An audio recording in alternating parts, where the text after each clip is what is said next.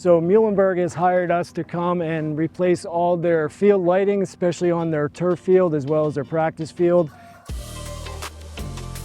The gist of the job, Shafnisky Electric will come in with the assist of a crane.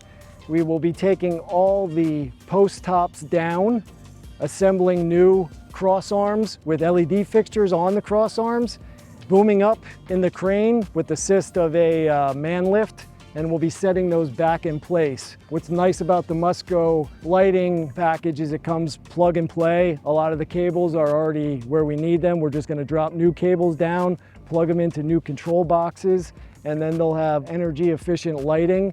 The existing lights here are old HID lights. They're not energy efficient. The new LED lights will be much more energy efficient, and they'll have much better light levels down here on the field.